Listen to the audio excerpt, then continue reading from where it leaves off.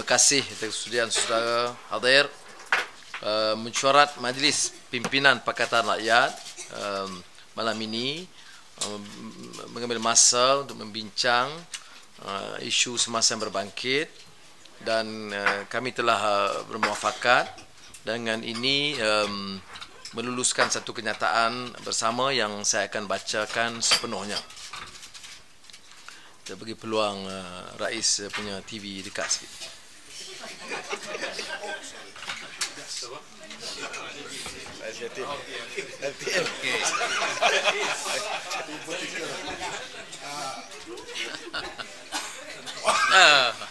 Okey.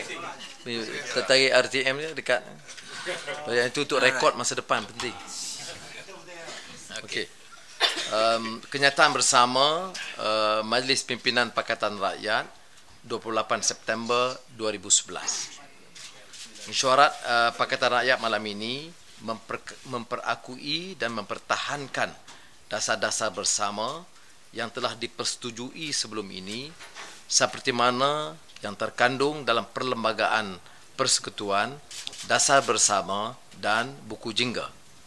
Pakatan Rakyat terus memperteguhkan iltizam politik bagi mempertingkatkan daya saing ekonomi, pendapatan rakyat, mutu pendidikan, kesihatan dan menangani kos kehidupan yang semakin menekan.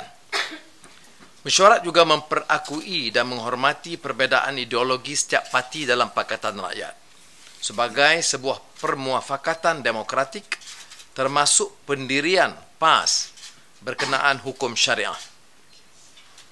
Mesyuarat juga memperakui kewujudan enactment Jenayah Syariah 2 Kelantan 1993 dan enactment Jenayah Syariah Terengganu 2003, yakni sebelum wujudnya muafakat Pakatan Rakyat. Keadilan dan PAS menghormati perbezaan pendirian oleh DAP dalam perkara ini. Mesyuarat Pakatan Rakyat juga mempertegaskan bahawa kami tidak akan terheret dengan mainan politik terdesak UMNO Barisan Nasional untuk memecah belahkan kesatuan Pakatan Rakyat. Kita percaya penuh di atas kematangan dan kebijaksanaan rakyat untuk menilai suasana ini. Mesyuarat sekali lagi mempertegaskan bahawa muafakat dan objektif utama politik parti-parti komponen Pakatan Rakyat dalam pilihan raya umum ke-13 ini adalah untuk membina kembali asas-asas kenegaraan yang telah dirosakkan oleh UMNO Barisan Nasional dengan berpandukan prinsip keadilan sejagat, pentadbiran yang baik, good governance, kebertanggungjawaban, accountability, ketelusan, kompetensi bagi mencapai kemaslahatan umum untuk semua rakyat. So, what is the point of reconciliation between DAP's stand and the stand by PAS about the formation of the Islamic State in Hudud? What exactly is the compromise that you reached? Because Mr. Karpal was actually saying very strongly that the party will leave the coalition, and from the little bit of Malay that I understand, you have not really given a concrete idea as to where is the point of reconciliation or compromise in this case. My other colleagues can add on. There's no reference here at all on the issue of this formation of the Islamic State. The only reference is to all enactments of 93 in Kelantan and 2003 in Terengganu, and we recognize the differences here, and we also reiterate the point that it must be subjected to the spirit of consensus and the spirit of the federal constitution. There's no compromise on that. So from tomorrow will PAS say that yes, we will not implement Hudud because it is not the aspiration of the coalition as a whole? If you read the text, let me clarify here that both enactments are already there, but there is a reference, the need to refer it to the Pakatan Rakyat because it involves federal constitution amendment. So it's not an issue. I mean, the state government representative is here, Datuk Taqiyuddin, who explained the Kelantan position, and the requirement to be enforced only after the amendment of the Federal Constitution. So as it stands, the matter is not relevant. I mean, your question. So yes, it is pending the alteration of the Constitution, which needs 2/3 of parliamentarians to actually amend the Constitution. But you're saying that which for now, requires still wants the declaration of Hudud bypass is still there, which but it is subject to consensus. Which requires, amendment of the yes, Constitution. which requires Pakatan Rakyat consensus and the amendment of the Constitution, and the AP position is that they are not supportive of that particular proposal. All right, it's very clear. Thank you very much. Okay.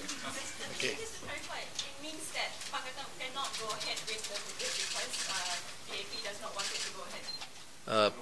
Pakatan respects the past initiative and aspirations, but we have to reach a consensus. We have to amend the Federal Constitution. And today you have not reached a consensus. As it stands, it's quite clear. I mean that DAP is opposed to that, and Keadilan and PAS respect that decision. So it's actually a hanging Sorry. So what will prevent us from bringing this up again in the future? Why must we deny PAS to articulate a position or discuss? This is a democratic process. This is not an UMNO control Pakatan Rakyat. We respect the right of people to present the case, ask questions, raise the matter. But then the spirit of consensus is there. I mean, to deny PAS to articulate a position is certainly not fair. Kita tidak boleh menafikan hak mana-mana, PAS atau DAP atau Keadilan, untuk mengemukakan apa juga pandangan. Dan dalam kes undang-undang syariah, kita tidak boleh menghalang PAS dari mengemukakan pandangan dalam mesyuarat atau di luar mesyuarat. Sebab itu pendirian kita jelas, menghormati hak dan aspirasi PAS. Cuma dia terikat dengan apa yang kita sebut dasar bersama, semangat perlembagaan dan buku jingga. Sorry. Sir, you just brought up the term democratic process. Why did you issue a gag order? 2 weeks ago there was a gag order prohibiting your people from talking about the deadlock about the seat allocation. It's not a serious gag order, you know, everybody expressed their view. The issue is so that the statements made is consistent with the position of the party and in the spirit of Pakatan Rakyat. That's all. So what you're saying is these are just views, nothing concrete. No, it's concrete. The enactment is there, 93, 2003. This has been, clear proposal by PAS in Kelantan and PAS in Terengganu at that particular time. And we have to take cognizance, we have to study the legislation, we take it very seriously. Even DAP in their decision to reject or oppose, they did study, they take into cognizance and respect PAS position on this. They just don't just dismiss without even reading or studying, as UMNO leaders have done. No, I think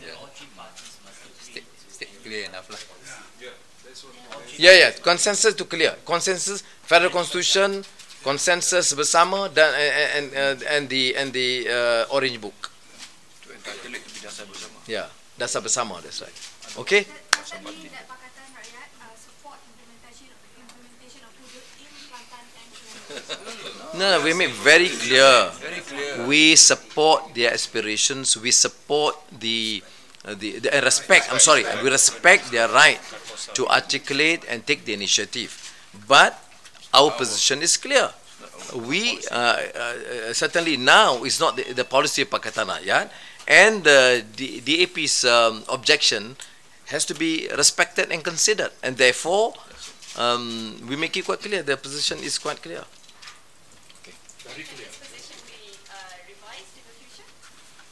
It's always a dynamic thing in politics. We can always discuss that in the next meetings. There's nothing stopping us from discussing. Why must we? I mean, I have difficulty in appreciating or some of the concerns raised. Why this cannot be discussed? Why the strong abhorrence or prejudice without understanding aspects of the legislation.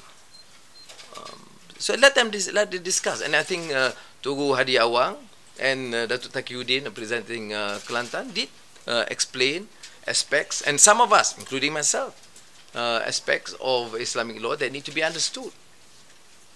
Not as part of the incessant negative Islamophobic propaganda by the UMNO media, which is clear, blatant insult to the aspects of Islamic law. We don't share that view.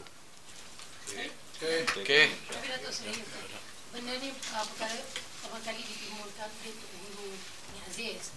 Dia beri pendapat dia. Tapi adakah Tok Guru pernah dijelaskan ni keputusan bersama ni, atau Tok Guru Ni Abdul Aziz, kita hormati pendirian dia, kita dengar. Saya sendiri ada hubungi dia. Tok Guru Hadi Awang dan pimpinan PAS pun hubungi dengan dia. Kemudian dia hantar Datuk Taqiyuddin mewakili Kerajaan Negeri Kelantan untuk membantu menjelaskan. Dia Datuk Taqiyuddin pun ada. Terima kasih. Selamat malam dan tidur lena.